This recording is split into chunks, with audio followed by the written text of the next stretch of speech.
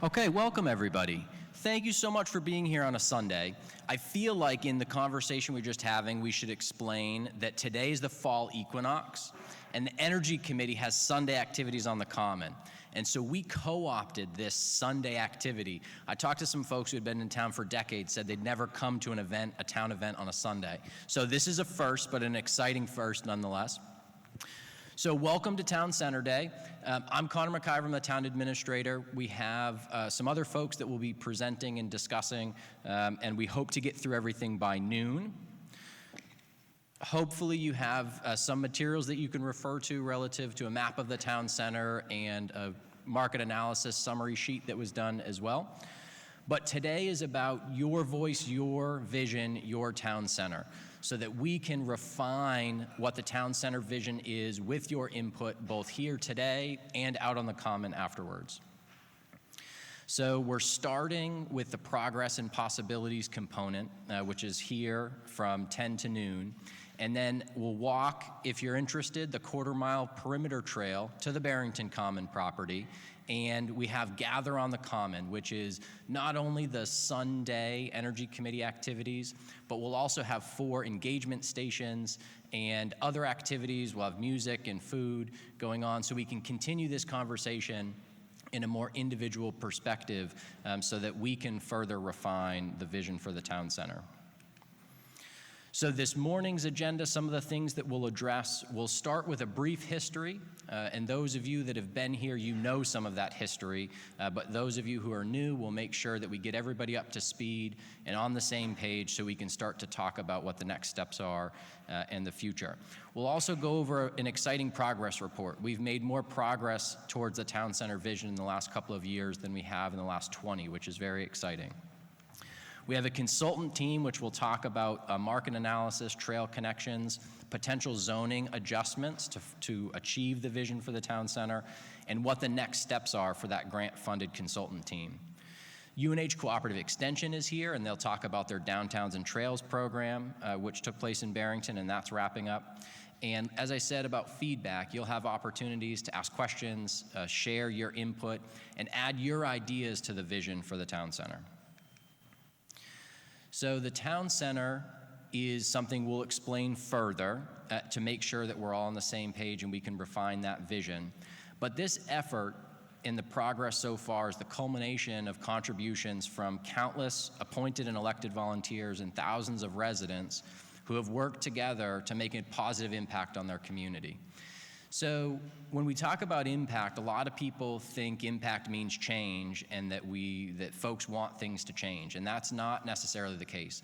Sometimes we want things to change. We want things to be better and safer, and we want a broader tax base so more businesses can share in that burden. But sometimes that means we want to identify what to preserve and actively focus on how we can preserve what makes Barrington special. And so when we talk about making a positive impact and we talk about the town center vision, it's just important that we focus on the parts of Barrington that are special to us and that we want to preserve for ourselves and future generations. Because if we don't focus on that, if we're not actively involved in preserving what's important to us, then it can go away and it's hard to get it back. And so that's an important part of the town center vision. And so that perspective and the direction that we're going is driven largely by the select board and their policy approach. And so the select board has taken a very careful approach to their leadership roles in the community, and they have a strategic plan, a 5-year strategic plan for the first time in recent memory. And so this strategic plan guides the initiatives that staff and volunteers pursue to improve the community. Preservation of character is one of the 4 key focus areas for the Select Board strategic plan. And the preservation of rural character means a lot of things, but the town center vision is part of that effort to preserve Barrington's vibrant character. So, as I said, if you're wondering what the town center is or what the town center vision is, you're in the right place, where we will make an effort to define that and help you all. You all can help us refine that. But the input and questions and discussion that we have will refine what future possibilities and approach the town takes.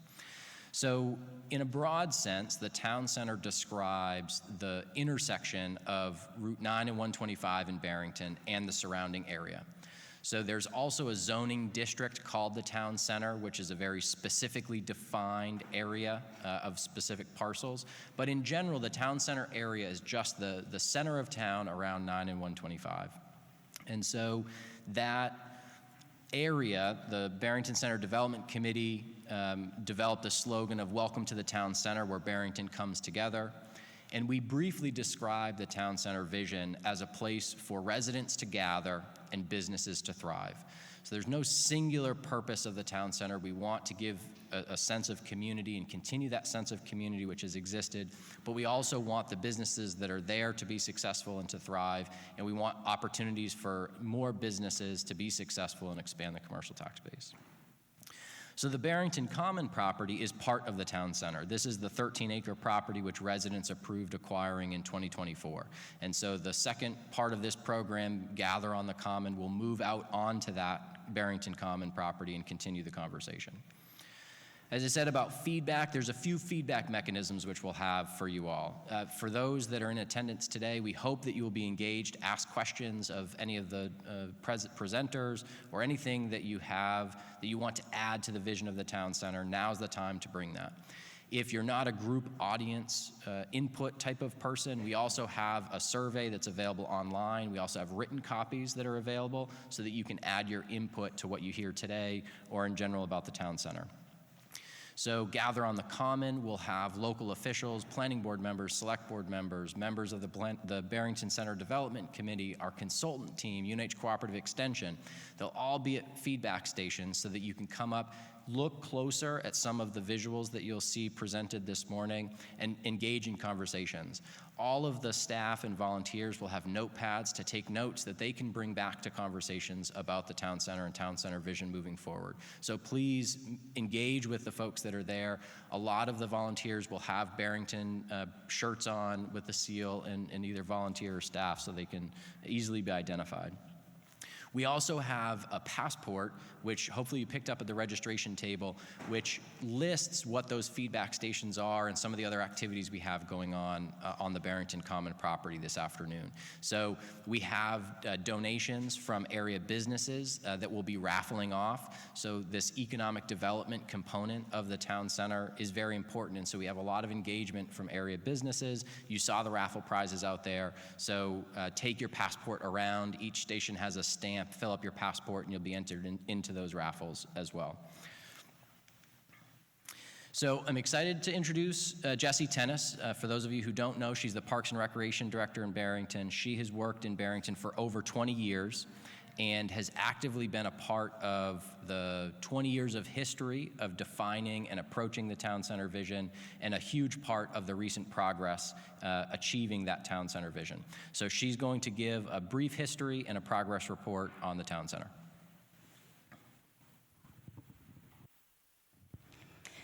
Thank you, Connor.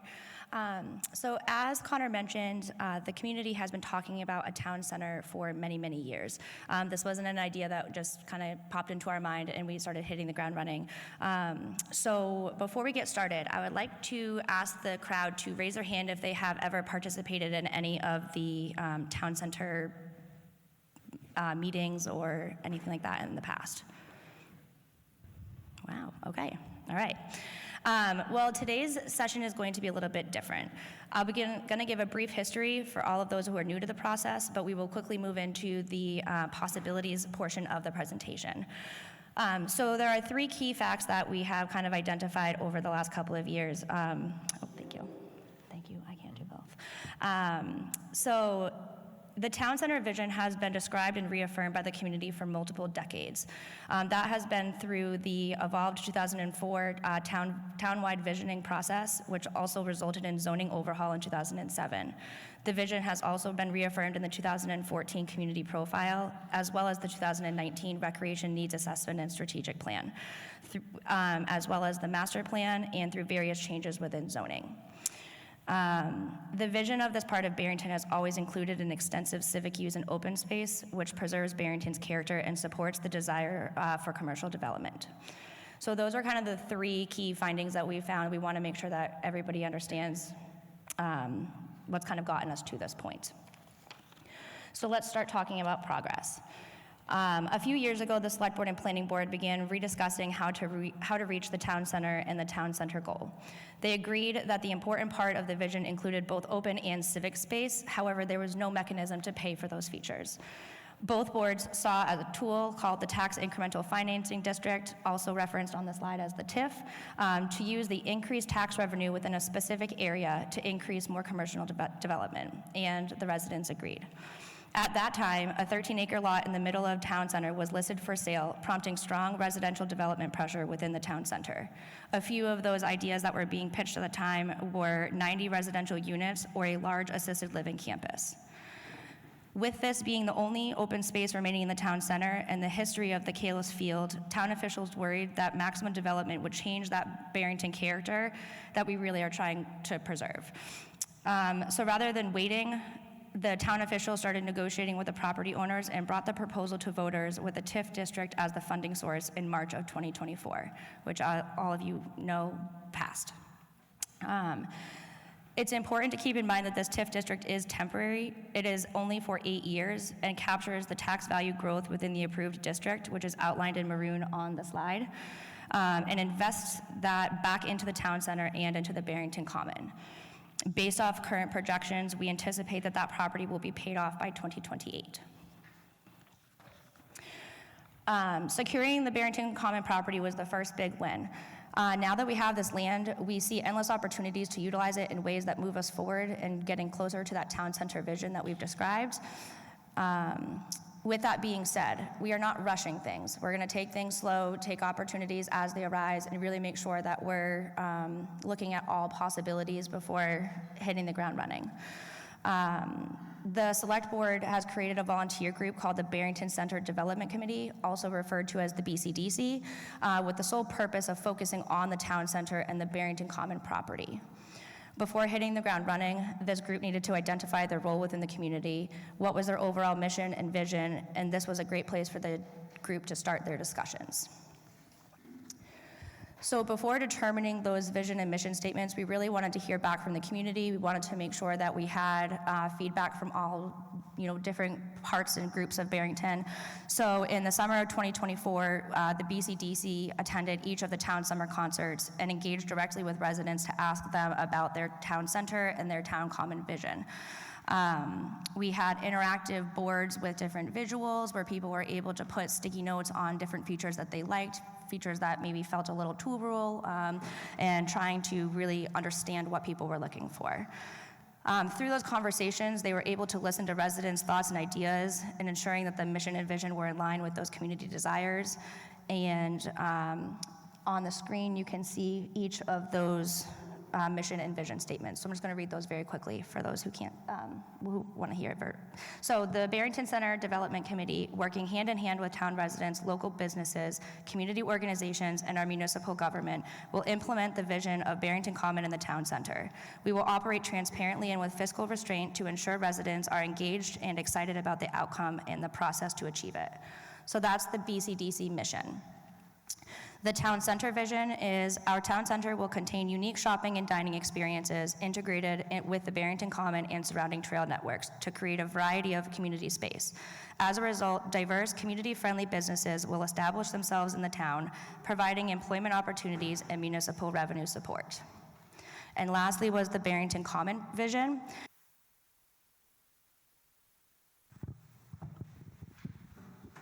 Testing, okay.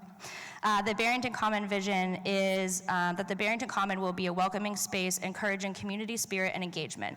The Common will celebrate Barrington's commitment to volunteerism, civil discourse, and inclusive community, offering residents of all ages and abilities a mixture of sports, community events, and an area for tranquil reflection. So now that the BCDC mission and visions statements were identified, it was time to start hitting the ground running on the next task. The group felt that doing a community survey, a comprehensive survey of the town center and the Barrington Common was that next step and that next project for them. So the group worked together to put out a survey and received over 600 responses, helping to paint a more complete and current picture of the residents' desires. We will have posters of these results out on the Common. So this afternoon, as Connor mentioned, we'll have some activities and some feedback stations, and we will have all of those results down there for people to kind of ask more in-depth information beyond what we're going to share here today. So through those surveys, we identified 4 key takeaways. One was that residents wanted to focus on the community. Residents want dining options and business growth.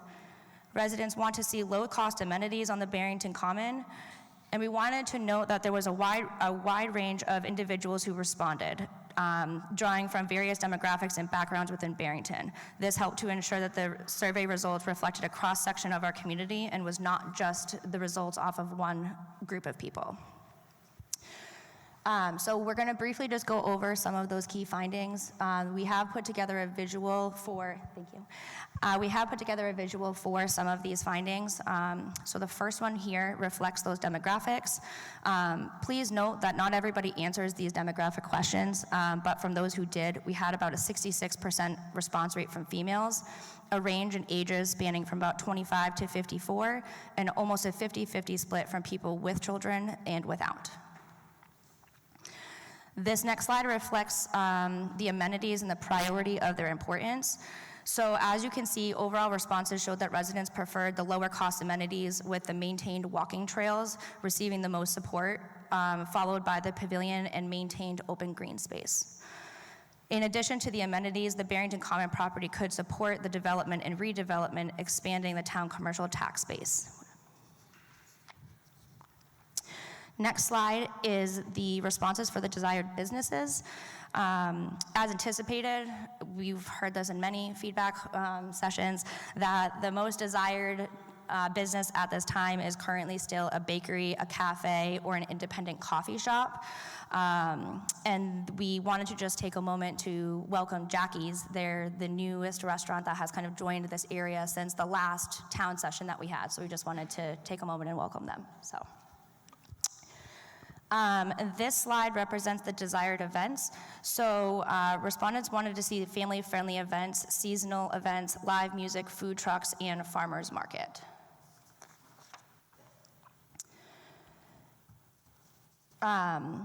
These survey results are not surprising because community and community events are a core part of what makes Barrington special. The Barrington Common property is not just a field or a park, but an opportunity to bring neighbors together in a meaningful way. The preservation of the rural character means many things, but events like the soiree, the antique truck show are perfect examples of how we can identify and prioritize events that have made Barrington special and ensure that they continue in the foreseeable future. An example of this in the collage is the antique truck show. For those of you who are able to attend, that have previously attended, that was a very large community event that a lot of people enjoyed. So we're excited to be able to bring some of those events that make Barrington back to this property. In addition to the antique truck show, we've also had the annual soiree. We had the perimeter trail that was established by a group of people. We've done a pumpkin stroll. We're excited to bring back our spooky walk at our upcoming fall festival event on October 25th. We've done the antique truck show. We're going to have the Boy Scouts doing a camp out there in the next few weeks. And we've done a lot of the fitness classes out there. So we've been having a summer yoga class out there every Tuesday, Thursday, and people have really, really been enjoying that quiet, tranquil space that we're talking about. So, next slide. All right. So the TIF district was established and approved for 8 years. In the first 1.5 years of the TIF district, we will have paid off about 40% of the Barrington Common purchase, and again, anticipate paying that off by 2028, if not sooner. Certain components of the town center and amenities on the Barrington Common will cost money to install and maintain.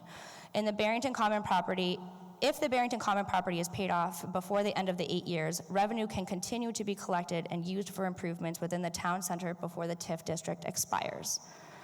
Separately, there are many grant funding opportunities, such as the fiscal year 2026 House appropriation, as well as the potential for the Land Water Conservation Fund. Through all these funding opportunities, town officials are excited to move forward from 20 years of talking about the town center and are hard at work making sure that we're trying to achieve this vision.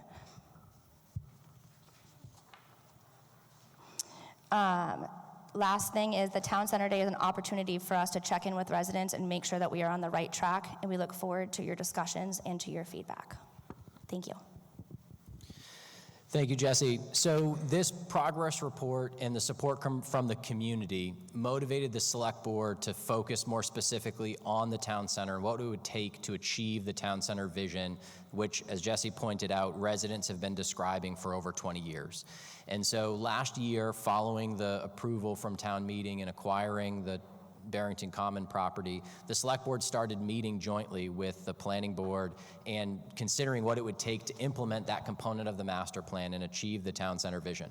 We were fortunate to receive a $100,000 grant from the state of New Hampshire to fund some of this work and hired a consultant team following a request for qualifications process to join us and do work bringing their expertise and experience from across the state and beyond to what we're trying to accomplish in Barrington and help drive what we don't know in how we achieve the town center vision. So I'm excited to introduce Steve Whitman from Resilience Planning and Design and Mark Fougere from Fougere Planning and Development, who have been two of the core components of this consultant team, and they will review, and Zach Brahinsky is also here from Resilience Planning and Design, and they're going to go over the work that they've done so far and start talking about some of the next steps. Steve? All right. I didn't know I was going to get such a nice welcome from Connor. I wouldn't have gotten out of my seat so early.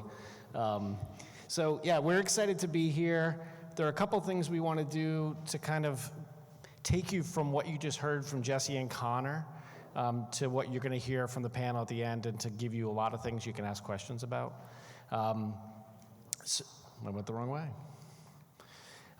So we've been asked to come in and help you get from vision to action. So a lot of what you're going to be hearing about is we did a market analysis. We looked at your regulations to see if there are barriers or there were disconnects between what you're saying you want and what a developer could give you.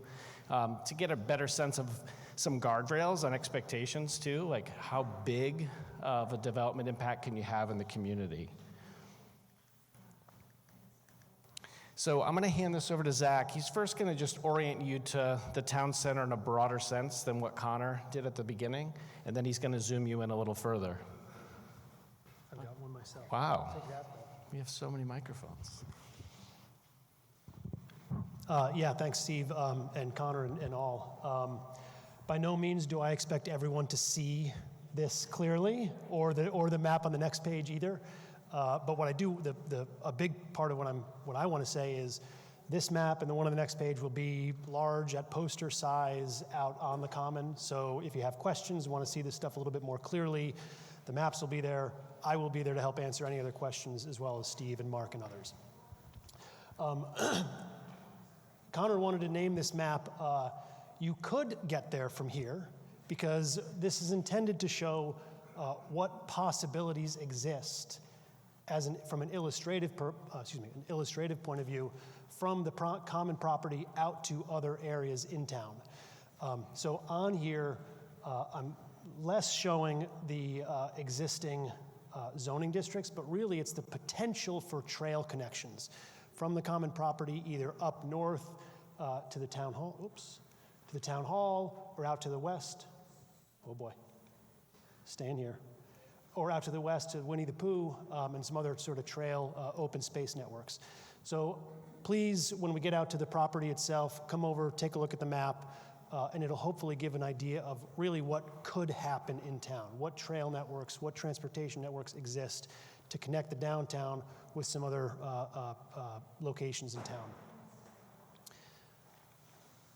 The next map here is just a zoomed in area of the existing town center zoning district right in the center of town here. Highlighted in purple is the existing downtown zoning district. The area in purple is a potential, suggested, an idea for a more focused downtown village center zoning district. So again, this is all potential, nothing is set in stone. This also shows the same types of trail network connections that go from the downtown out to other areas in Barrington. So again, if anyone has questions, feel free to join me outside and you'll get a closer look at the maps. Can you carry that microphone to Mark? Yeah. Thanks, Zach.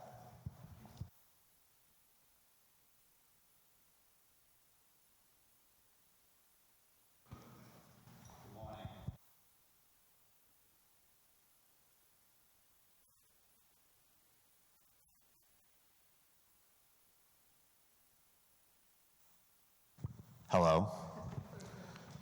So what is possible?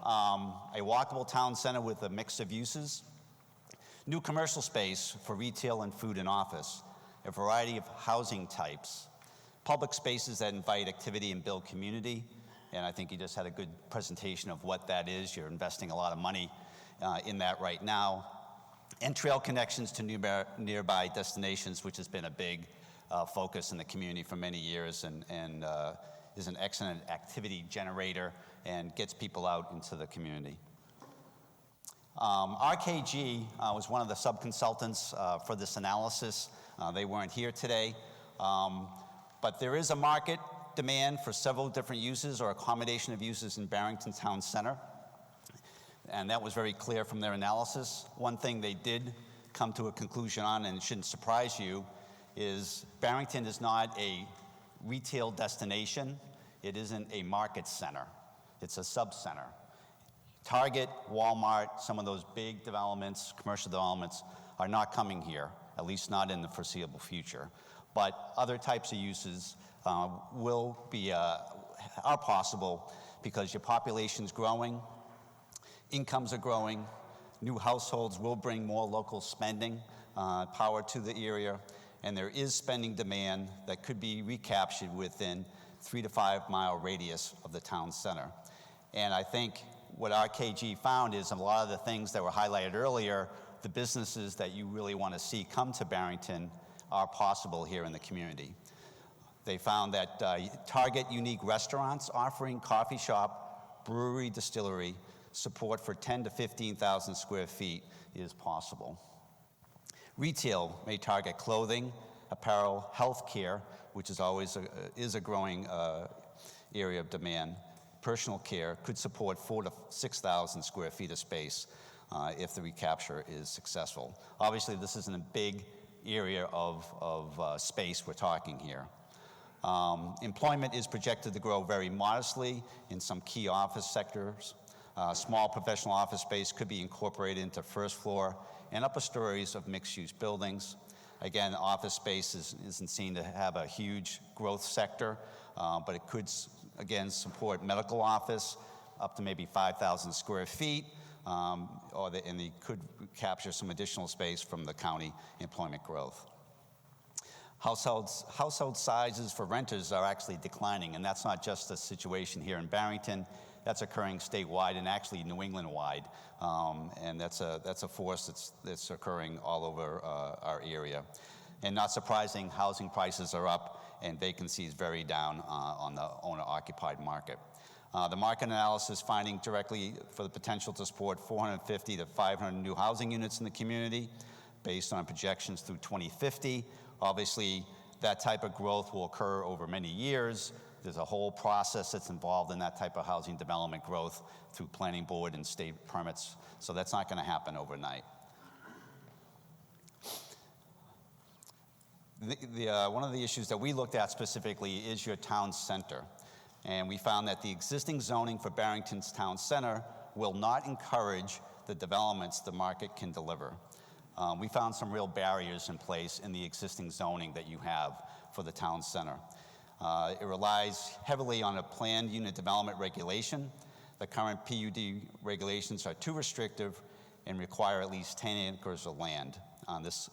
And it also, looking at the math, it only allows about 2 units an acre, which if you're going to have a town center, just isn't going to really support anything. We're suggesting creating a regulatory flexibility for the town-centered zoning, allows for a mix of residential and commercial units that the market can support. Nothing's going to get built unless the market sees that there's an opportunity and there's, things can occur. And right now, that's not happening. Residential uses are allowed in the town center zone if it is part of a PUD. Only 25% of the land area in the PUD can be used for residential units. Multifamily structures are limited to 8 units. Again, we see those as barriers.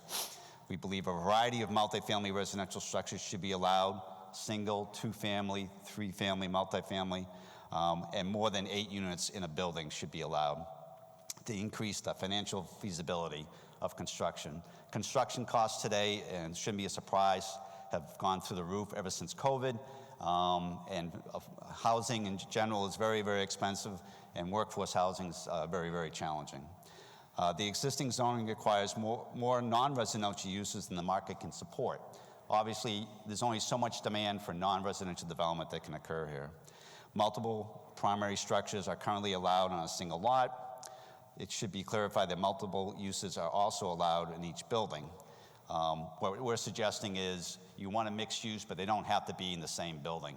That can be very challenging for a developer to make the numbers work. The location of non-residential uses should be coordinated and focused in the core of the town center to create a walkable destination. We also saw some barriers relative to setback requirements. All developments in the town center must be set aside from 15 to 25% of the parcel for civic and open space. Well, the town just purchased a significant area of open space as your town center. You really don't need that space over in the core area where you want this development to occur. The density and placement of new buildings and their relationship with the roadway is critical to creating a town center environment that people want to visit and enjoy. So these are some of the suggestions that we're making. We have not written the regulation yet. That's going to be a next stage, but it's things that we've been conveying to people that if you want this to happen, you need to rethink your zoning requirements. Thank you, Mark. All right, see if I can go in the right direction.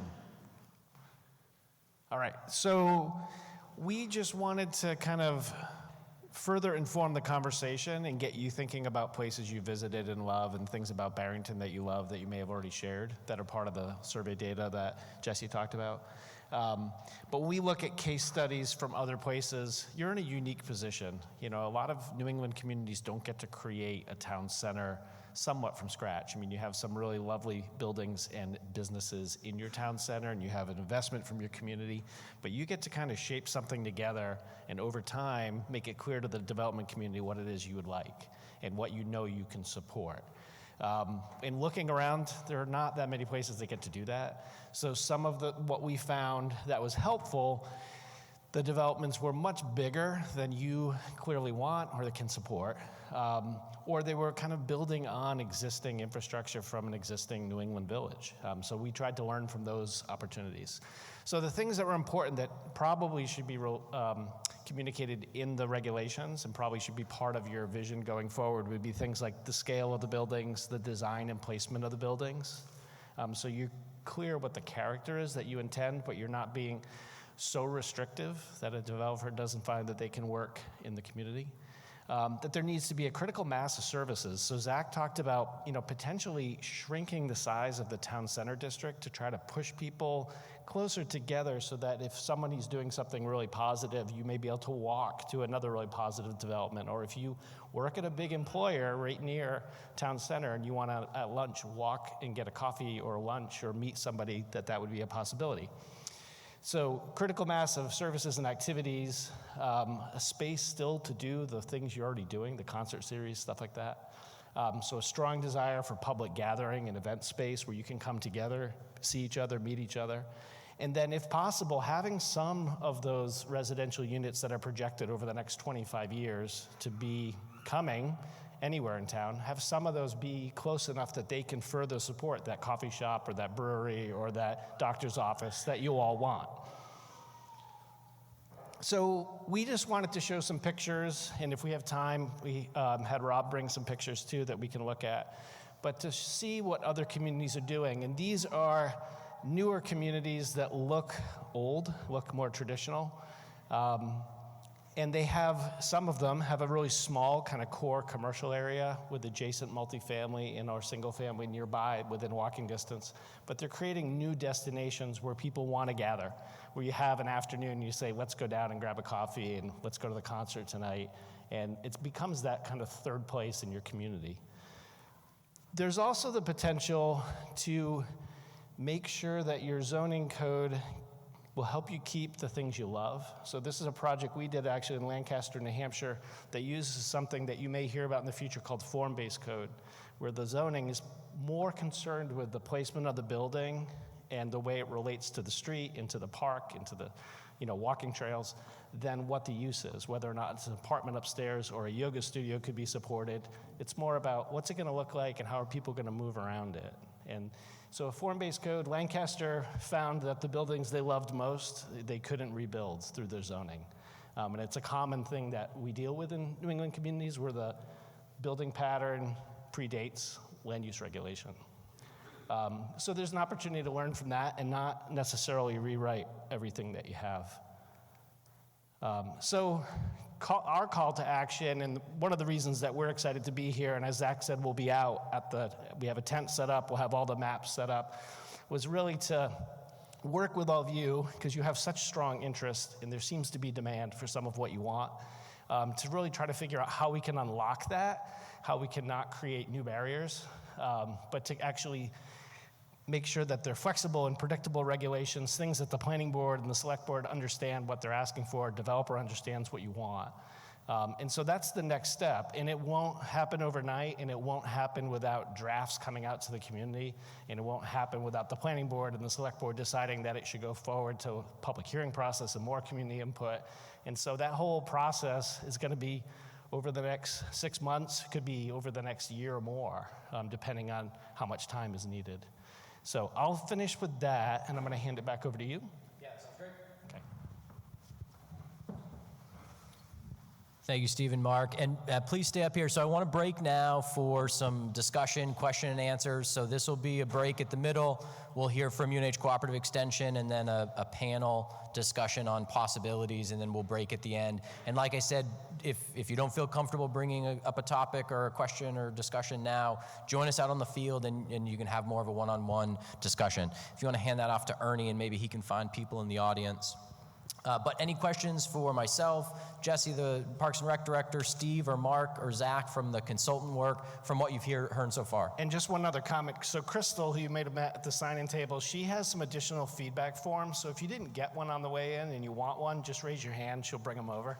And we also have pens and stuff. And you don't have to hand them in now if you want to get them to the town office later.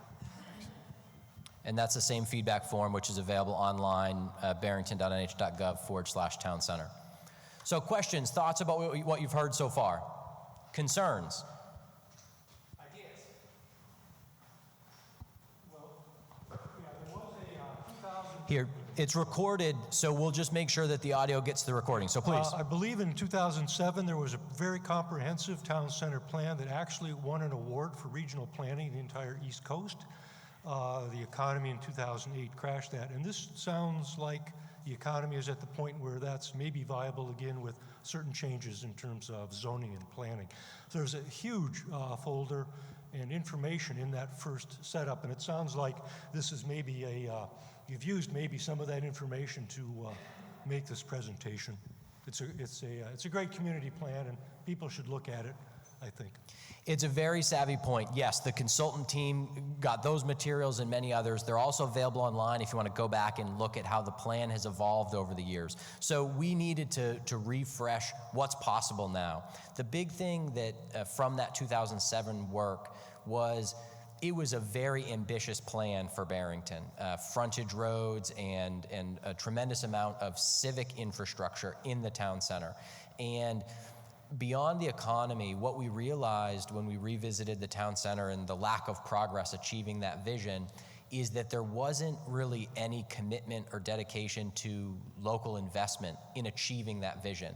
And as much as we all would like the developers of the world to create the future that we want, what the select board and the planning board realized last year and a couple of years ago when we first proposed establishing a TIF district, for example, was that we needed to have a seat at the table to be able to encourage the private sector owners of property to work with us and hear the vision. You'll hear later about from a developer who owns some property behind the Christmas Dove. And he was nice enough to come and kind of talk about how his approach to developing his private property is driven by our conversations about the town center and how we can continue those conversations, so connect those dots from work that's been going on for 20 years with the people that are interested in spending money in our community and creating that town center vision. But the progress with the Barrington Common property was huge. So yes, absolutely, if you haven't seen that 2007 work, it's very comprehensive, and it saved Steve and Mark and their team a lot of background work, because a lot of that is still topical. That still describes what the residents want. Thank you. Other items, please. I just am wondering, because maybe others are wondering too, we see a lot of development where there are these multi-use buildings with residential, like apartments up top and business on the first floor. And for example, we see them in Dover and large blocks of that. And I guess I would love to hear a little more about how a multi-use building could look with still the right scale and character here. I'm wondering, maybe others are wondering that too, because that was described as how to create that clustering, the bakeries, the coffee shops, medical offices.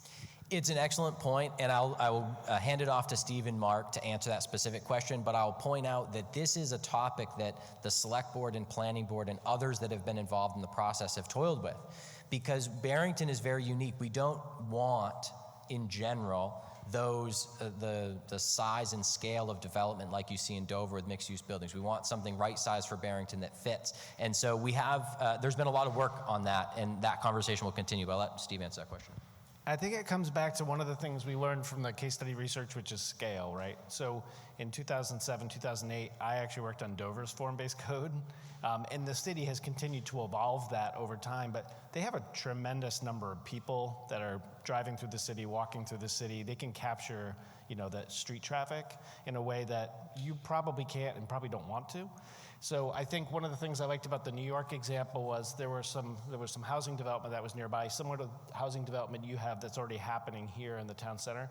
But some of the commercial uses were small 1.5 story buildings that kind of fit in. And I think what you'll hear from Rob and other members of the panel, sometimes when a community requires commercial on the first floor in order to get the upstairs, if the market's not there, those units sit empty. And then to some degree, it becomes a huge liability and the developer doesn't pitch the project. So we're trying to just create some flexibility where mixed use could be stacked up and down if it makes sense. Or as Mark said, do you want this microphone? Okay.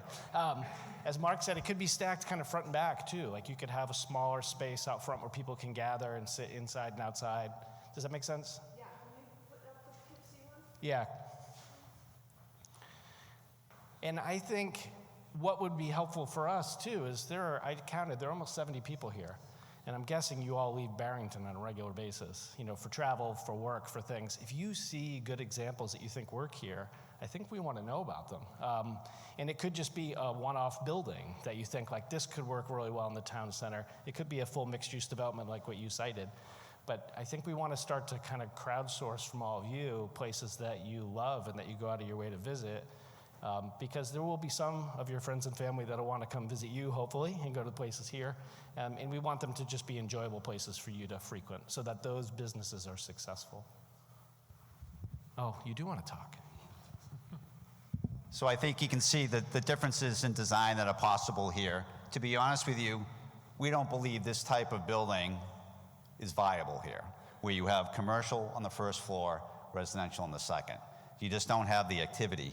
But these smaller retail spaces that you see are possible and can work. It's just that if the math isn't there, it's not going to get built. And that's part of the problem today is with your zoning. The math doesn't work and it hasn't been built, and there's a reason behind that.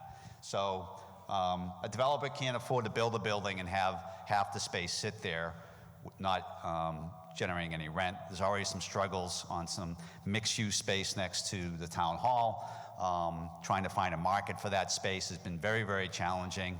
And then that's very expensive space to build. So we believe that mixed use is important, but they should be detached, that the residential uses should be there by themselves and retail should sit by itself. All right, so I'm going to challenge you. So you can see why we work together, because we can challenge each other. So I think you're right in that may not work if it's required. Like if every development, if everyone who wanted to open a coffee shop had to build 2 stories of apartments, probably going to not work. But we can allow it. Yes, I Right, agree. okay. Absolutely. All right, we can still work together.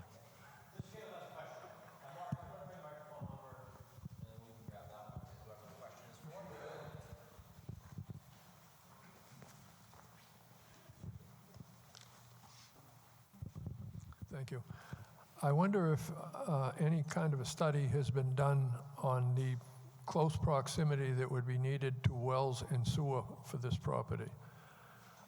We had a plan come before the board not too long ago.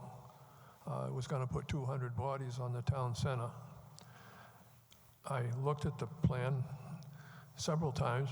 It didn't dawn on me until we got to the meeting that there was no septic shown on the plan for 200 bodies. So I asked, can somebody show me the septic? There was none. They were going to put 200 bodies there. Have we done any kind of study on the topography of the town center to show how many wells and septic systems we can put in that area? I am very concerned about the proximity of a well and septic on a 1-acre lot, particularly if you've got a whole lot of 1-acre lots. As most people know, but all of them don't, we do not have city water and sewer. It's also stated that the town center property is on a huge aquifer. Well, I'd like to know why, being on that huge aquifer, I had to drill a 700-foot artesian well. The house next door to me is over 1,000 feet artesian well. The school has an artesian well. My little store down there, 700 feet. The house by Milo's, 600 feet. We had at one time just a well point, but I think we have to be very careful about the placement of wells and sewers, or we're going to wind up contaminating our drinking water.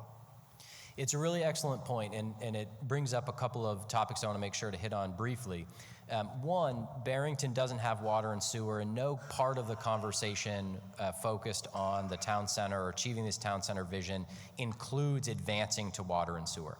And one of the things that does, at the same time that we're looking at this vision for the town center and how do we achieve it, in light of the fact that we don't have water and sewer in Barrington, though the state's water and sewer requirements are increasingly restrictive. And so one of the things that does, and the consultant team has pointed out, is we can, as far as density in a core of a town center, we could consider relying simply on the limitations of the well and septic that a property can support. And so there are a couple properties, developed properties in Barrington that had challenges attaining the approved density, the approved number of units for their property because of the water capacity. And so the state takes very seriously their role in reviewing the water availability, the water quality, and the resiliency. And so that's something that's important. As far as separate studies that have done, that is something that happens every time. You pointed out a project that was brought for design review before kind of all of the development requirements come into play. But every time the planning board reviews a project, a residential or a site plan commercial project, they're reviewing well placement, septic approvals, and those are all conditions of approval if the state is required to provide those approvals. So it's a good question. Anything else before we move on? Please, Mr. Gale.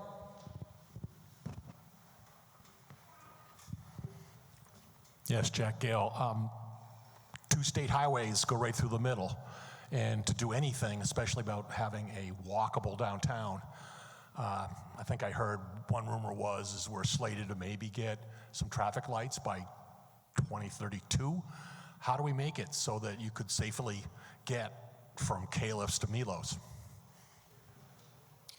Yeah, it's a really excellent point and very salient right now with the conversations which have been ongoing about how we as a community affect the safety and improvement plans that the state has for the state highways, not just as it relates to the town center, but the entire 125 corridor and beyond. And advocacy at the town official level, the volunteer and resident level is imperative to doing that. So you brought up the example of traffic improvements, pedestrian traffic improvements that are part of the state's 10-year plan right now. The 2032 is the current projection of when they expect to have funding lined up, which would include a pedestrian crossing on 125. And so that's something that we can advocate to the state, and they can include those improvements in their plan and fund most or all of them with funding that they have available. Sometimes we have opportunities to accelerate those plans with some local matching dollars. So if we identified a priority as a community, we might be able to bring 10 or 25% matching dollars to accelerate those. But in my experience working with the state, especially with their 10-year plan, the need drives how they move the ponds on the 10-year plan. And so the state hasn't identified as a strong need to accelerate that plan for crossing to get safely across either 9 or 125. But if our community, if our focus is that this is a priority for the community and we're starting to see development and pedestrian interest in making these crossings, that will move the needle, and our collective advocacy can make the state's improvements, even if they're already planned, maybe expedited. That's a good point, though. Please. So back in the 2007 plan, there was this gateway proposed with a bridge over 125. And I know that sounds like a kind of a major thing, but if you could imagine stopping traffic to let kids ride their bikes across, actually having a bridge that could be sort of a pretty thing coming into town. I'm just putting that back into the conversation while the consultants are here as a measure. Please, our police chief calls it the pedestrian skyway. That's what he'd like to see across Route 125. But yes, absolutely, that is part of the conversation, and we can take a more active role as a community in identifying how we want to solve those problems, even if it is on state routes. So points well made. Thanks, Ernie. Let's just get the microphone so the recording can hear you. Thank you, Ms. Capiello. Hi, Joyce Capiello, Select Board. My question for the consultants is, we hear from residents that once they're no longer comfortable living in their home, there's no way to age in place in Barrington. So the Select Board has identified that concept of being able to age in place in Barrington in our strategic plan, but I don't know that we are clear on how to move forward with that. And I would perhaps change that to multi-generational living. So is that all market-driven? Does zoning help with that? Can you respond to that in general? Do you want Joyce's microphone? Do you want to go first? You guys should this should be a fun event. It's a Sunday. I think it's both. I think it's market and zoning. If you allow it, it can happen. Allowing people to age in place, stay in the communities is a huge issue across our state. And not uncommon. If the zoning provides for that at a density that makes sense, the market will come and fill that void because there is a demand. There's over 55 housing all over our state, and it's very viable. But the density has to work, and 1 unit an acre that's not gonna happen. Obviously, access to water, water supply, septic rules all have to work. That's a given. New Hampshire DES reviews all septic and well placements in the state, so that's not going to happen. The soils for the site are going to have to work, but it's actually both.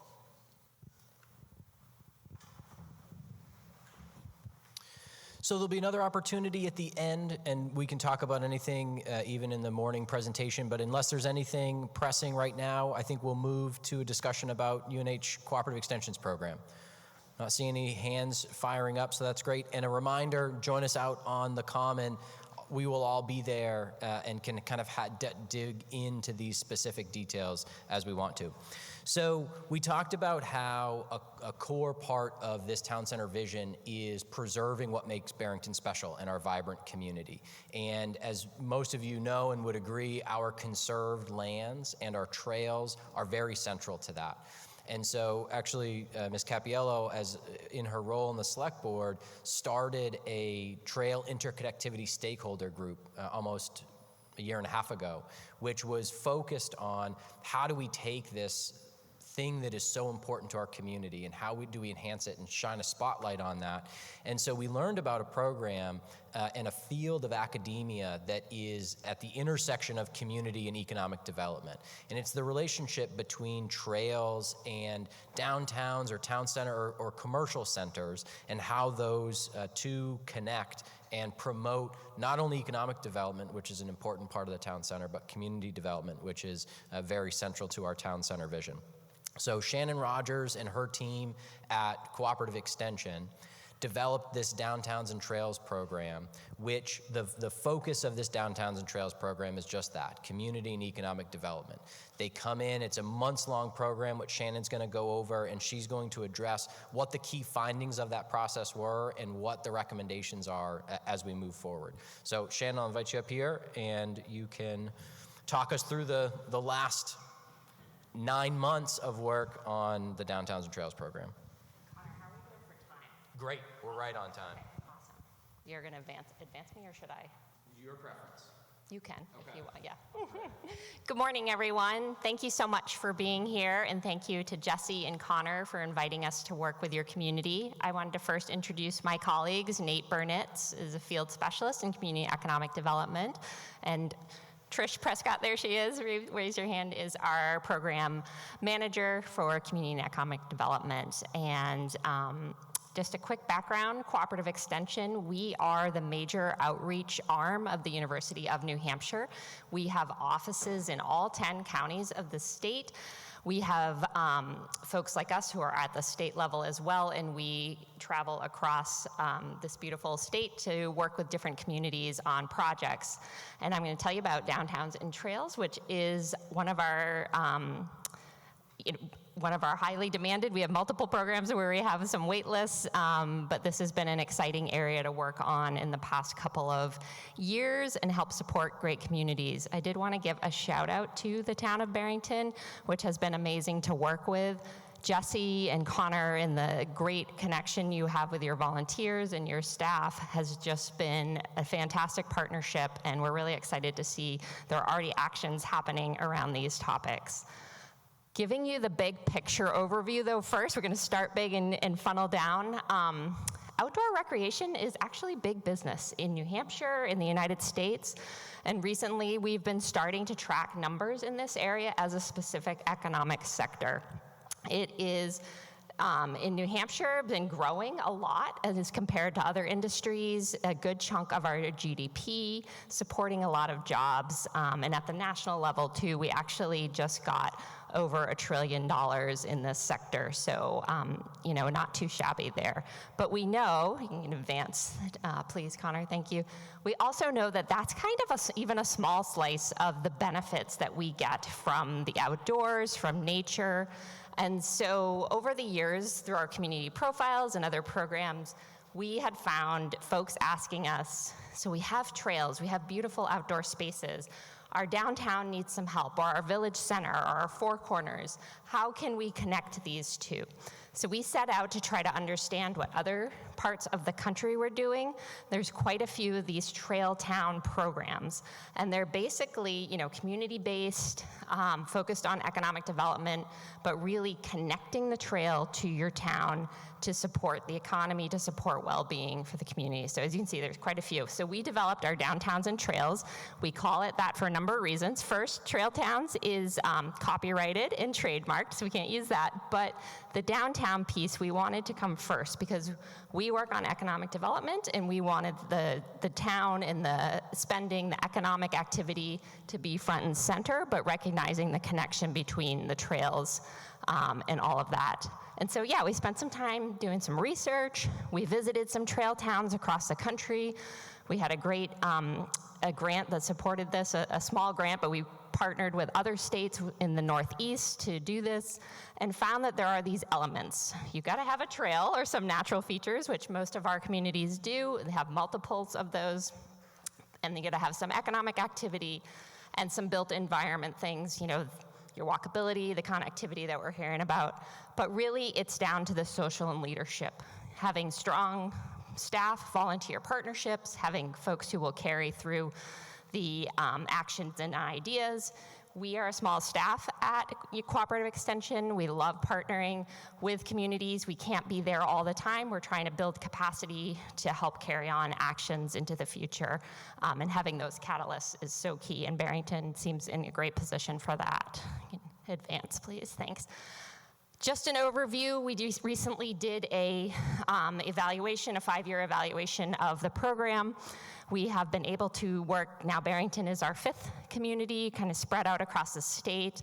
Like I said, we do have folks asking us all the time if we can come, so we're so happy we could come to Barrington. As Connor mentioned, it is a long-term program. We have been, 9 months, even talking before that, and we'll be at least a year, and then Nate will be supporting some actions going forward into the future for years to come. So, some impacts as well, getting to work with a lot of volunteers and helping communities leverage grants has been a big piece too, $350,000 in grants thus far, and other collaborations and research that's come out of it. So next slide, please. So the program itself has a number of steps.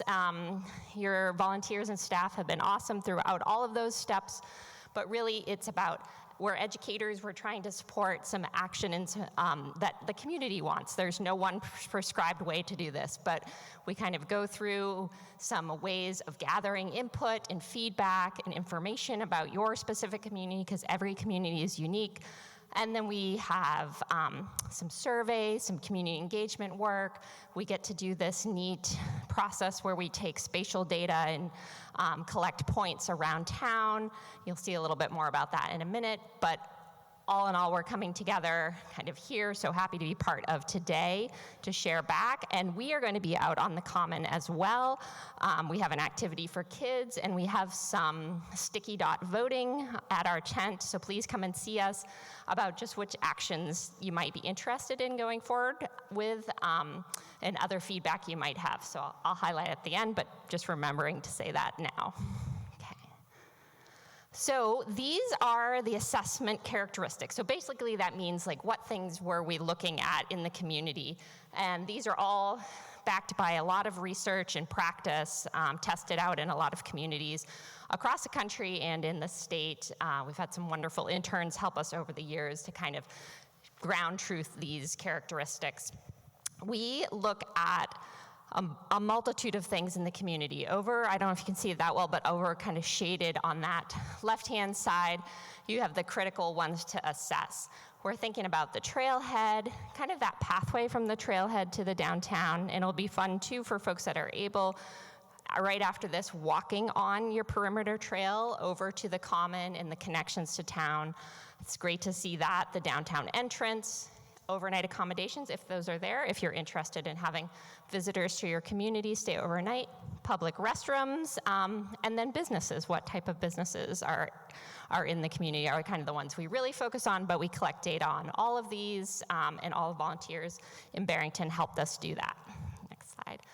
So yeah, digging in specifically to the Barrington work, we've had a great time. We started out in the spring. You can go ahead, Connor, with meetings with the steering committee. We had a great group doing some trainings, doing the data collection, analysis, having some community engagement events over the summer, and then kind of here we are at the findings and the next steps.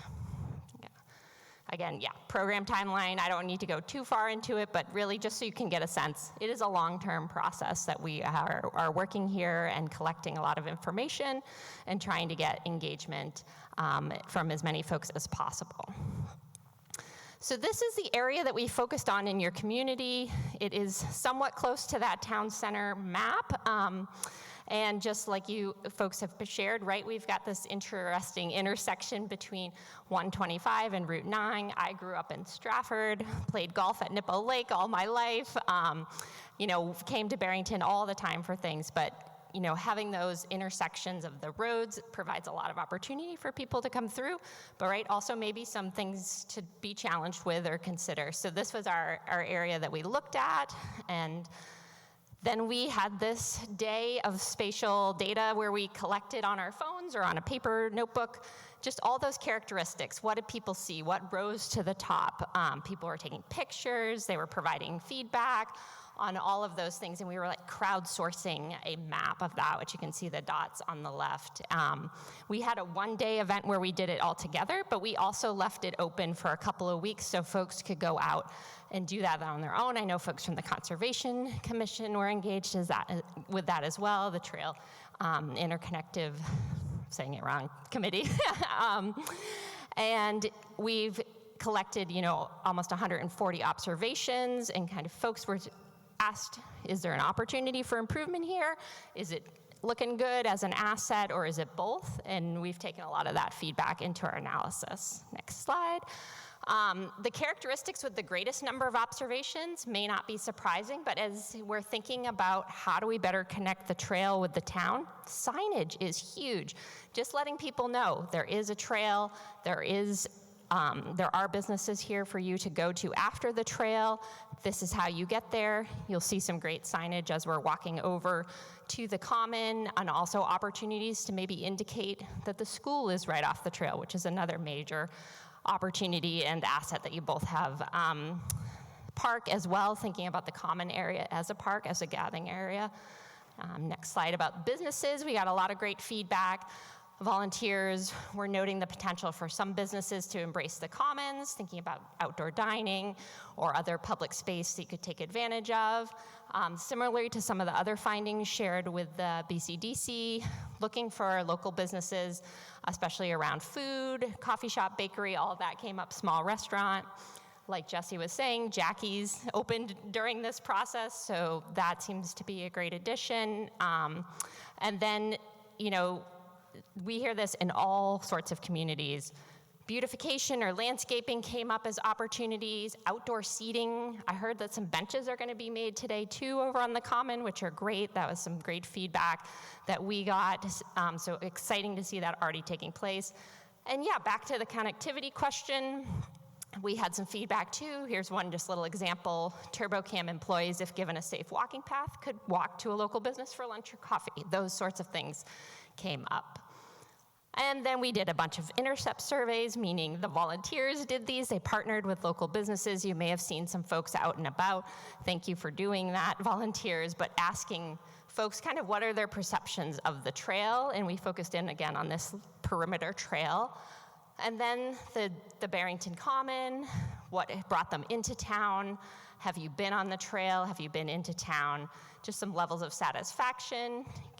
One thing, sorry, just quickly. What's always interesting, even though some communities may not think they have many visitors, just seeing the types of visitors that you had come to town. We had 34 visitors out of that 82 respondents, and you see we have folks from Rochester, Stratford, Lee, Dover, Elliott, Epsom, on and on and on, even folks from Florida, New York, Massachusetts. So interesting to see who's coming through town. Next slide.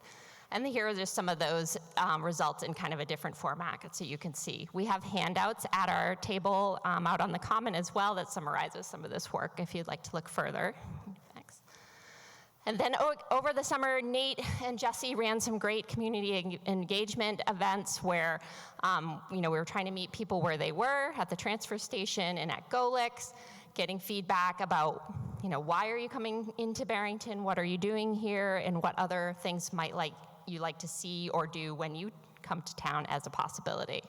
So all that came in and has informed these preliminary recommendations that we're thinking about. Want to get your feedback. So up here is what our poster looks like out at our table. Please come and see us. But we try to prioritize things into short term, medium term, longer term.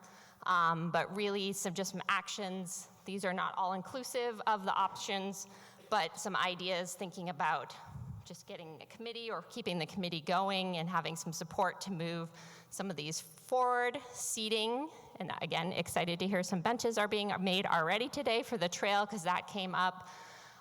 trash, recycling, pet waste, those sorts of things, portable toilets possibly.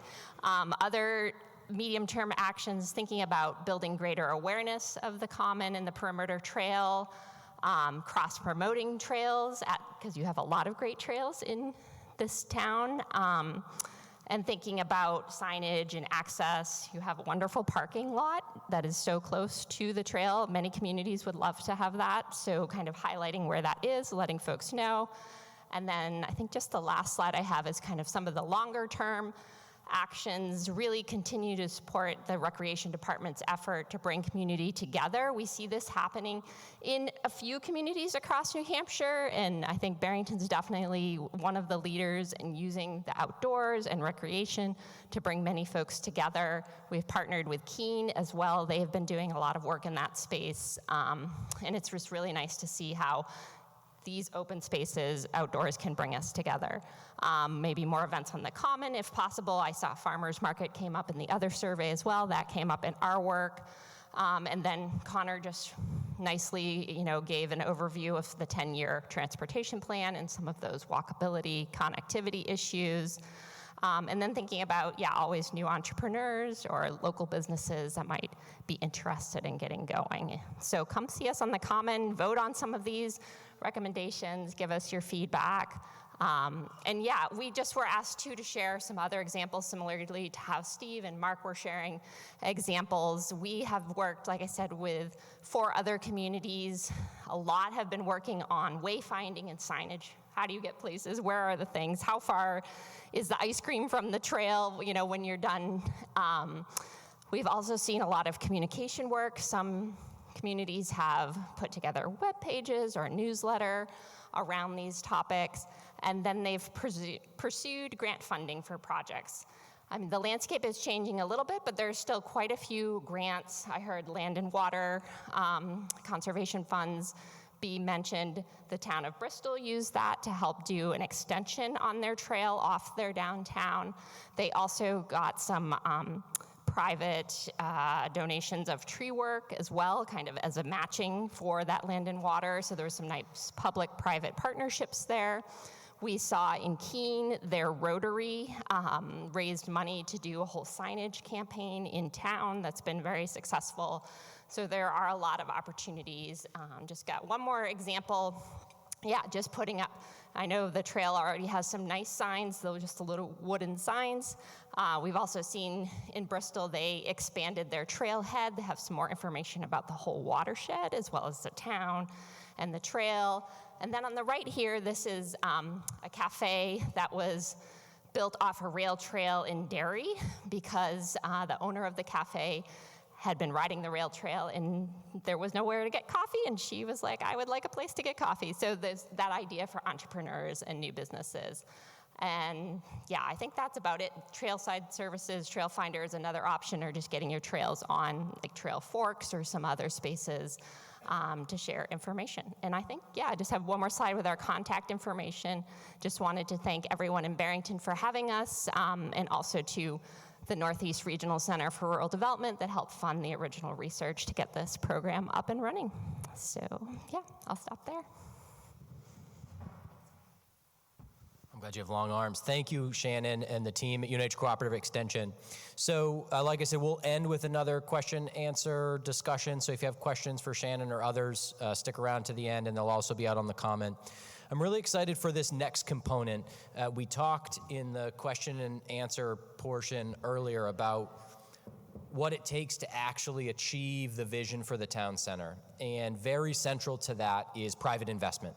And this isn't something that the community has the financial resources to do or the capacity to be a developer. That's not what the residents of Barrington ask of their town government. And so we needed, in this renewed effort, to make sure that we were bringing developers and people interested in investing in our community and the private property owners in our town center and in the community along for the process to make sure that if we are refining the town center vision, that it's something that can actually be achieved, that we're not promising the community a vehicle bridge over 125 in 2007 and this is what 125 looks like in 2025.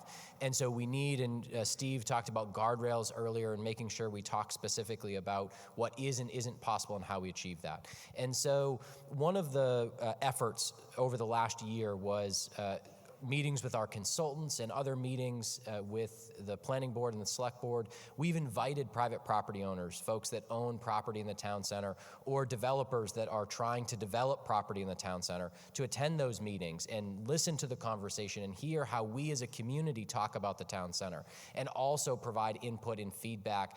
This is what I've seen in other communities, or I hear that you want to achieve this. Here is why it's difficult as a developer to produce that, to provide that solution.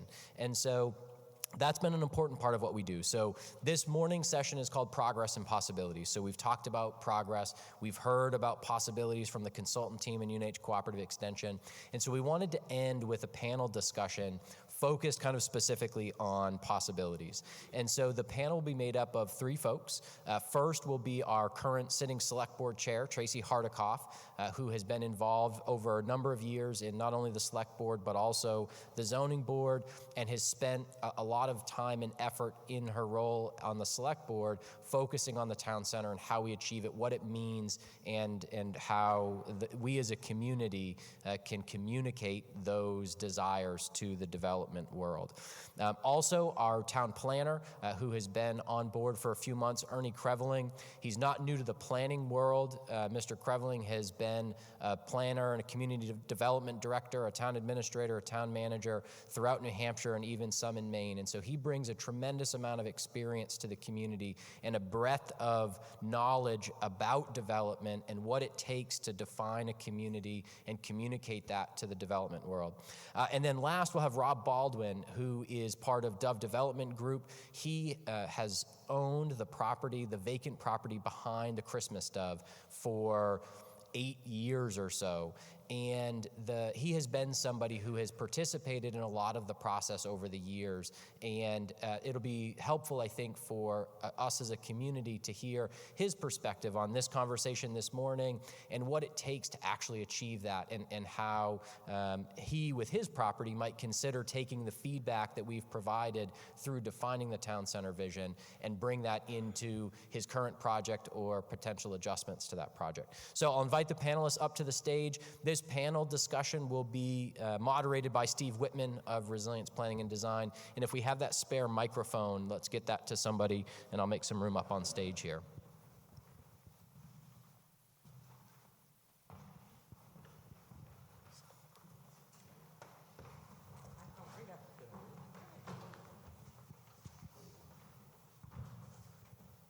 All right, we'll give them a moment to get situated.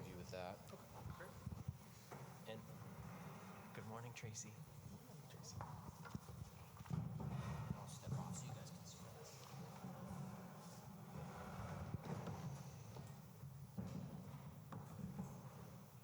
All right, Tracy, as a heads up, I'm going to start with you. Oh, boy. So just give you a minute to compose yourself. I'm going to have to finish the coffee first. Okay. We kind of have an open-ended question for the panelists, and then we want to give them a chance to kind of share their perspectives, and then we will be moving on to Q&A shortly after that. But our biggest question for this morning is, what excites you most about this opportunity to create a town center? Knowing that it has been talked about for a long time, the planning has been underway for a long time, there seems to be a different opportunity level of momentum. But a select board member, resident, however you want to share. So 2 things occur to me when I think of the town center. The first is economic growth. As a smaller budgeted community, not necessarily land-wise or population-wise, but as a smaller budgeted community, it is so important that we're attracting businesses here to Barrington. And what's exciting for me is to see how thoughtful this process has been and how we can leverage and utilize that open space in multiple ways to encourage that growth. On the other hand, the personal side of me is a grandparent with 4 littles and potentially 1 in the works. And I see the opportunity for this community to have outside space, movement for children, which is missing in many urban areas. And I see the tie-in for that trail system as ways that we're attracting people to town. So that would be my answer. All right, Ernie.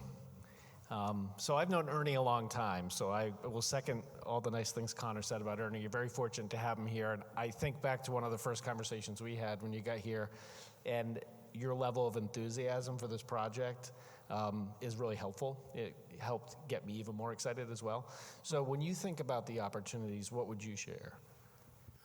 Well, first off, everybody out here, that's the most exciting part of this. Connor said earlier this morning that the town center is a place for residents to gather and businesses to thrive. And that's what is exciting to me. It's like a blank canvas here that you mentioned earlier on, that there aren't many communities that have a chance to design their downtown. I mean, they have one that's been in existence for a long time. There are qualities they like about it, so they try to work around those things. You don't really have that. I mean, you have some definite qualities here in town. You've got Caliphs, you have the town common, you've got the schools right in close proximity to one another, and you have traffic counts here that are pretty good for trying to achieve on a smaller scale what I think you're trying to achieve here in the downtown. And I'm excited about the willingness of the development community to work with the town, and the fact that you've been working on this for over 20 years at this point. It doesn't happen overnight, that's for sure. I mean, you've seen communities working on things for a long time, but I've seen so much momentum here. I've only been here for 3.5 months, and I have been completely excited about it. As soon as I came in here and looked at the town common, saw all the space and all the potential, and that's the thing. I just there's just more excitement about a particular project, I think, than I've had in a long time. So. All right, Rob, you could probably figure out your next. So kind of same question from your perspective. We'd love to hear about it. Yeah, I think Ernie's absolutely right. It's pretty rare, right, when you look at a development. Typically, we look at a parcel of land and we're looking at zoning, and what we can do there, both on the density side, but also on kind of the vision of the community side. On this specific case, it's pretty rare that we have a town center that we can have a part in developing. There's a lot of the community's goals have been put behind the town center and what it would look like, and we're pretty excited to take a look at everyone's feedback and see how we can incorporate it in with at least our corner of the project to further that goal and what the community wants. So it's pretty unique. We're not just looking at a numbers game of what works for us. So. I want to do a quick follow-up, too. One of the things we learned, mostly from working with the consultant group, is that as difficult as it is sometimes for us to embrace growth, and by growth I mean population and new housing, one of the things we learned is that in conjunction with economic growth must come the people. There must be enough in the population to support that economic growth. And so I think what's exciting about this time is having all those voices together in order to manage that in a way that meets Barrington's very specific needs. All right. Do any of the three of you have anything else that you heard this morning that you want to touch on or you want to share or you have a question for each other on? If not, at some point I'm going to have Rob share some slides with us. But anything else you want to touch on? No? I think I would have Rob take it away. All right. So Rob was nice enough in prepping for this to pull together some slides of projects and just to think a little bit about how their project could evolve and change. And in some ways, we talked this morning, we might be really fortunate that some of the last few years of maybe the market not being as strong and stuff came to your advantage, where you didn't have a lot of development activity happen in the town center, but you have a lot of potential. So we asked if he would just share some images and share some thoughts, and then we're gonna, I believe, go to Q&A. We'll bring Connor back to the front of the room. Sure. I'm going to stand for this one.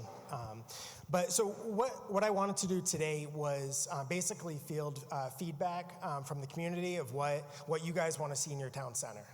This project started for us. We got approvals in 2020.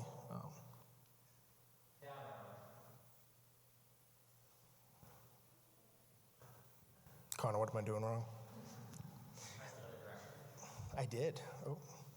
Oh, perfect. So this is what we have approved right now. So on our lot behind Christmas Dove, we have a mixed-use building with 20 apartments and about 6,000 square foot or 10,000 square feet of commercial space down below. In back of that, we have 24 townhouses. So this is in 2020 that it was approved. And like you say, like we talked about before, I'm really glad we didn't get started on it. Mostly because since 2020 until we are now, Barrington has matured in such a way, and I'm sure everyone has seen it, not only with property values increasing, it takes the project and it looks at what housing stock are we going to present on this project. And with this project being the town center, you want it to make it something special. What we had before in 2020, it was a fine project for somewhere, and this is still approved, but I think it can be better, especially when you look at it through the lens of the town center. So that's what we're going to be looking at as we take everyone's feedback, as we look at kind of what the community wants to see, how zoning, may alter, to see how can we take this and turn it into the vision that everyone sees for their town center. So I'll point out just a couple things while we're on this. And obviously everything has to go, this is very early steps. Everything still has to go through planning board, has to go through the planning department, zoning, and the state agencies to vet this. But right now, with the way it's laid out, a couple things off the bat that I really don't like is we have the townhouses that face towards the street. That makes for a pretty, for lack of a better word, ugly presentation as you drive down, right? So if we can kind of incorporate some kind of improvement in streetscape, hide parking in the back of the townhouses, provide that boulevard effect that you'd want to see in any town center. And we have some pictures of kind of what that might look like. So if and please don't hesitate. As after the pictures, when we have the questions and comments, I'd love to hear kind of everyone's comments, suggestions on what we can do to take this and make it better. On the mixed-use building, that's so the first floor is all commercial, and then you have residential on the second and third. As I look at that, I kind of want to go back in time and be like, why did you design such a bland building? But here we are. So at least we still have an opportunity to take this and work within the values that exist in Barrington right now and create for a better project. So this is the mixed-use building that we had designed. When we do commercial space, a lot of times with mixed-use buildings, like they've said before, commercial, we build it as a loss leader. We don't necessarily, expect it to be rented or to rent it fully. It's not the main driver for the project. It's the residential units above it. And what I very much dislike about looking at it through that is what you find is people don't create purposeful commercial spaces. And what we would really like to see in the town center in Barrington in our project is commercial space that's actually utilized for what the community wants there. We don't want to just put it in another insurance agency, not to pick on insurance agencies, but we don't want to put it in another insurance agency just to fill a commercial spot. If there's a bakery, if there's a small brewery, a tap house, a coffee shop that wants to go in there, we want to give the proprietor kind of every chance to make that happen, whether it comes to a full build out for them to bring their coffee shop there. That is what we would prefer rather than some kind of another insurance agency. I really should stop picking on insurance agencies, but So a couple things. Outdoor seating since COVID has taken on a whole different view. When we look at mixed-use buildings and we look at the commercial space inside a restaurant, a cafe, we're not just looking at the inside, we're looking at how does it connect to the outside, creating some kind of courtyard effect to accommodate that. And that's been a huge transformation from what we typically saw where, everything was just inside the envelope of the building. So this basically kind of gives a good idea for what it could look like. And again, we are very much open and with any suggestions. So what do you imagine for a town center, right? Everyone has a different view of this, and we want to see kind of what Barrington specific, what does that look like? So when we looked at the previous design, there was a couple things that I looked at on how we can improve it. The three things that came to mind for the mixed-use building was, architectural character, civic preservation, presence, and ground floor design. So when you look at the architectural character of the previous design, it was, for lack of a better term, bland. So it didn't have a mix of materials. I think there was only 2 materials on there. It didn't have the variation in roof lines in heights, just to make it more, aesthetically pleasing to the neighborhood or to that streetscape effect. Also, something that should be incorporated in is the materials, right?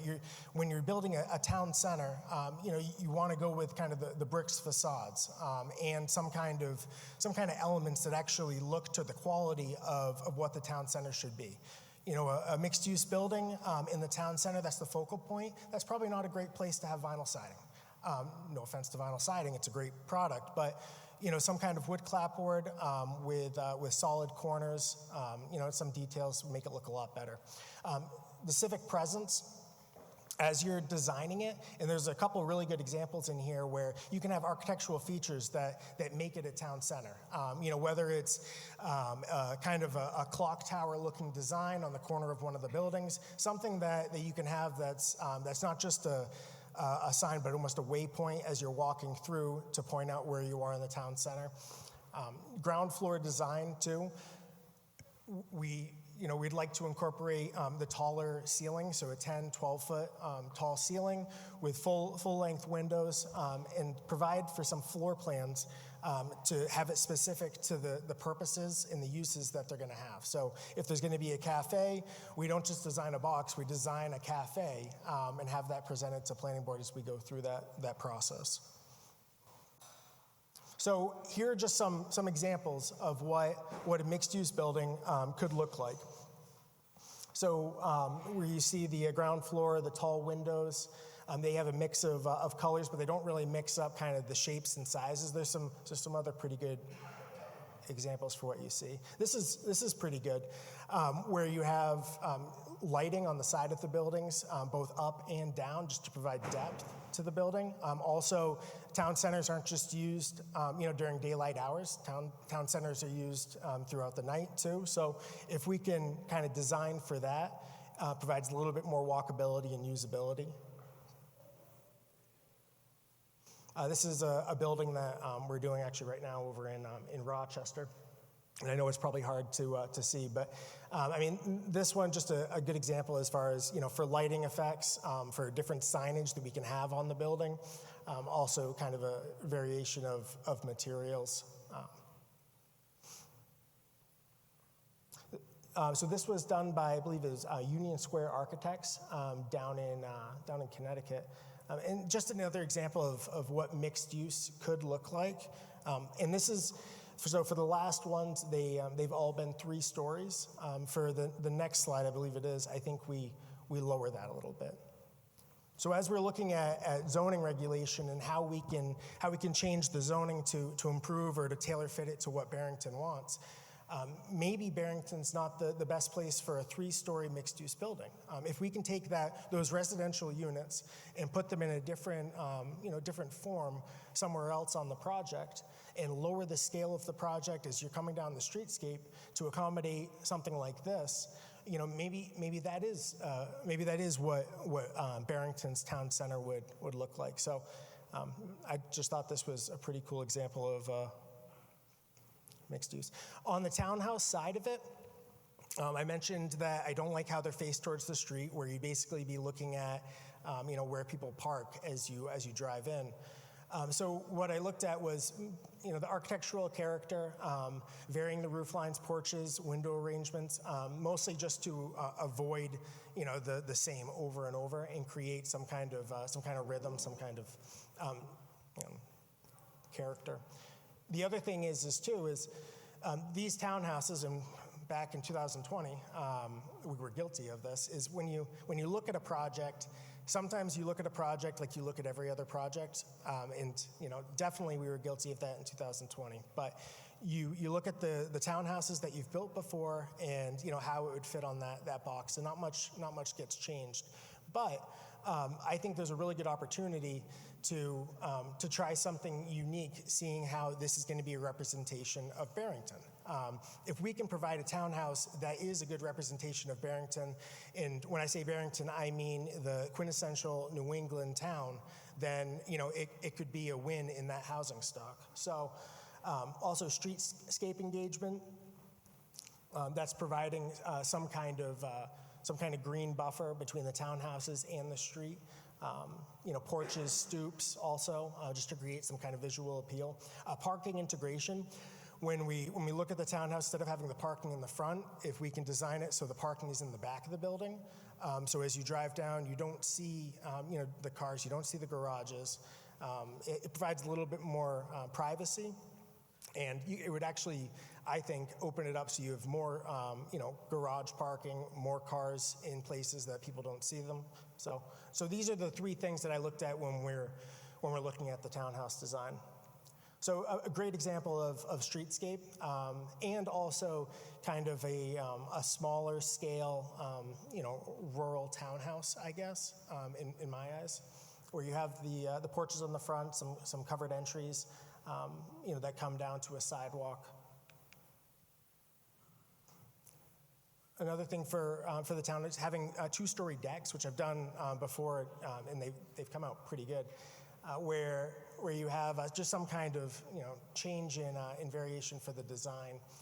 Another thing that you can do too is, if we turn the townhouses and basically take one side, so instead of looking at townhouses where they're four abreast, if we can take them and basically show the gable just on the streetscape side, and you take that gable, and like we did on 84 Silver Street in Dover, and you make it look like a single-family house or a structure that you would see in any small town in America. That's a great way to hide three other units that are behind that. So things like that we'll be looking at. Just another example of kind of how you can make a townhouse and make it look a little bit better.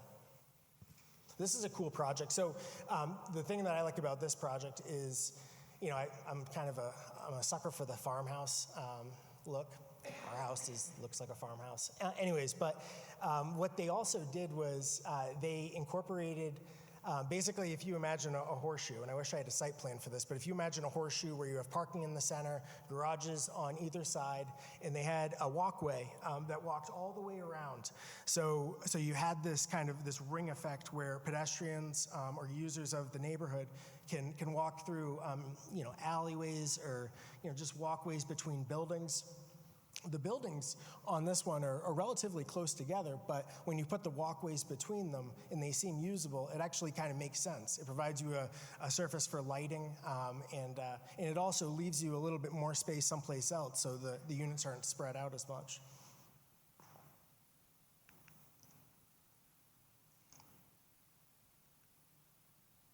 So this is a good example of kind of that walkway feel. Even though the units are close together, you provide that walkway through the project, and it provides you with kind of a sense of community too, where you can see people as you're leaving your stoops to go out to a central parking area. You're not just walking out into a parking array that's directly in front of your unit. One other item too is, and I'm glad that we had the presentation on the walking trails. I think in Barrington, or at least in our project specifically, I think walking trails are going to play an important role in both recreation for the project, but a purpose for getting to the commercial spaces, and then going to, say, the library, or if the trails extend all the way to the employer or TurboCam.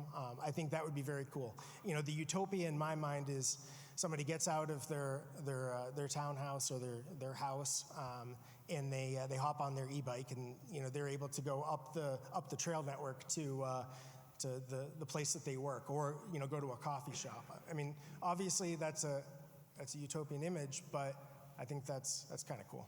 But other thing that we talked on a lot was lighting, benches, rest areas, and they talked about this before, but also wayfinding signage.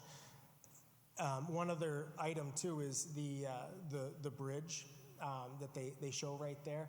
I mean, there's just simple ways that you can take, kind of challenging topography, and in some areas in our back portion, I think we have a couple spots where it might be, and you make it a really aesthetically pleasing and useful walking area. I think the hard part with walking trails is when people put them on their plan, they basically just show a walking trail, and then you go there 5 years after they built it, and the walking trail is covered in roots, and I would very much like to avoid that. So if we can have the walking trail have some kind of usability, and and have a standard that we would outline as part of our approval process, I think that would help not just on our project, but as this gets built onto and the town center kind of expands into what we want or what you want to see, then be a little bit more usable for everyone. So, Thank you, Rob. Yeah. I appreciate it. Thank you, guys. I'm going to come back to the panelists for a minute, but so I think you saw the arc of this morning, right? Connor started us off, and we were talking townwide, and then Zach took us to a part of the community where the town center's in the middle, all the way down to now, where we looked at one particular example, one particular site, the possibilities for that site, and we got way down into the possible details. I'm going to pull them all back up to like a 10,000-foot level and hand it back to Connor, but anything that either of you, Ernie or Tracy, are thinking based on what you just saw? So the one thing that occurs to me is for every 5 Barrington residents, we have a dog living in this community. So when I read dog friendly, my eyes lit up. I happen to be a dog owner, so that was exciting. I think most important that I have heard for feedback from Barrington residents is, what does housing look like? And how do we maintain as much green space and trees and keep the character of what's drawing people to this town? And so in many of these designs, I was excited to see the amount of foliage, the plantings, and certainly seeing what I would consider rustic charm in some of the designs. So, Well, again, part of this that really is exciting is just the connectivity. I mean, you have basically a hub right in the center of your town where you're able to connect further reaches, and I like the fact that Rob, as a developer, is working very closely with the town officials to try to achieve this vision. I'm looking forward to seeing what the community lands on for design here at this point, given all the things that you have just pointed out. Thank you. All right, so we have 9 minutes till we get to your hard deadline of noon. Do you want this microphone? Do you want to do a little Q&A and wrap up? Yeah.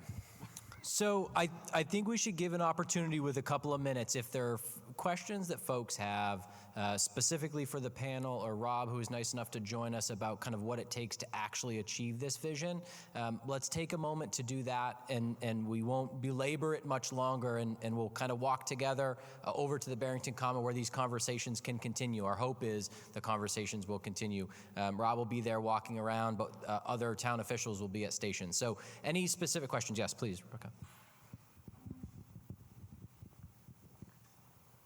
I probably should have introduced myself before. I'm Rebecca Butcher. I've lived in this town for 31 years. This is so exciting. I mean, Rob, kudos to you for working so closely with the town as a developer. It's a symbiotic relationship, and I just want to give you a shout out for that, because you could be just looking for the money, but you're invested in a vision that you know will probably be beneficial for everybody, and I can't thank you enough.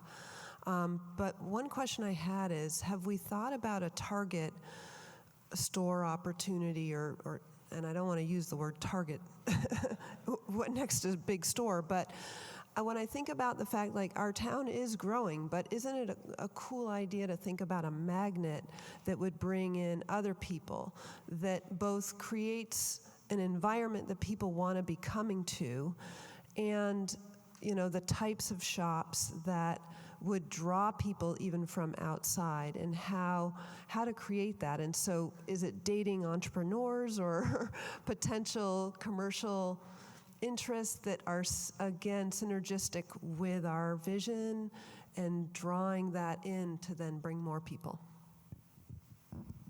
Great question.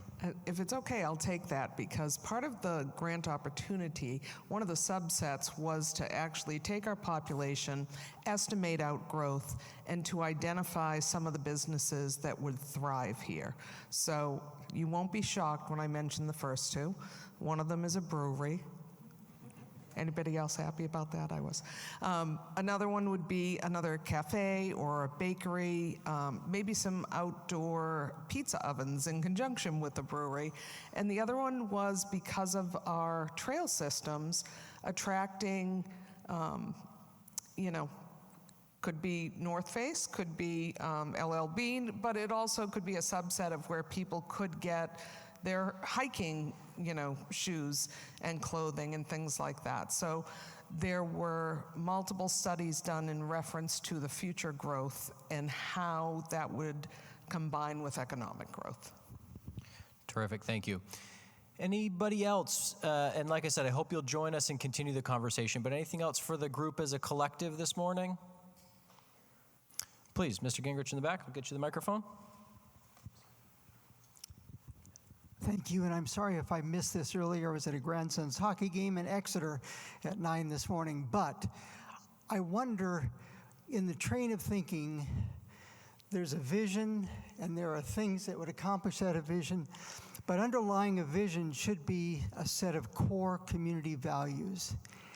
And if I missed it, I'm sorry, but could somebody enumerate several core community values that this is going to satisfy?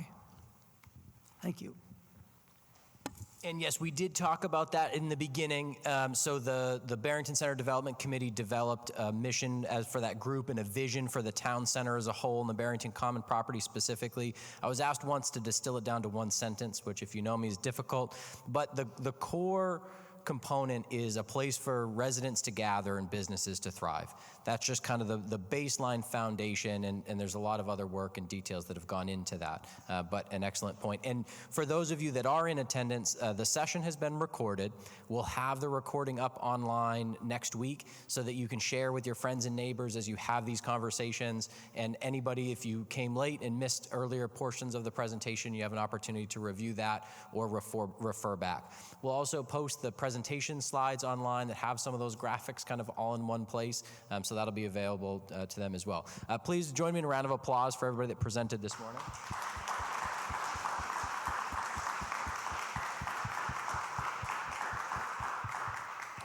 And our objective right now, for anybody who is interested or willing, is to walk collectively the perimeter trail from the elementary school over to the Barrington Common property. We have a band that's starting at noon. The American Legion is selling lunch fares. We have a lemonade vendor that's out there. Smokey the Bear's on the property. The engagement stations that we've talked about, they're all set up, and we are going over to staff them and be there to have conversations with you. Also, the Energy Committee Sunday activities will be there. Each one of the engagement stations and others have activities for kids, and so if you have kids or grandkids in the area, invite them down to the property to come and participate in the kids' activities. And so you can also drive to the property. So the two kind of parking opportunities, the gravel municipal parking lot right off Route 9 at the corner of 9 and 125 is probably the best parking spot, and then the post office parking lot is also available. At 1 o'clock sharp, we'll be doing an official ribbon cutting ceremony for Welcome Way, which is the name of the road that leads to the Barrington Common property. That was named by kids this last March at town meeting at the Barrington Kids Vote. So we'll have remarks from our select board chair and a photo opportunity for any kid that wants to come up and join us when we cut the ribbon for Welcome Way. The signs are already up. We'll pull the bags down and we'll leave Barrington Common on Welcome Way with the signs ready to go. So I hope you'll join me. We'll meet out front and walk the perimeter trail. Thank you.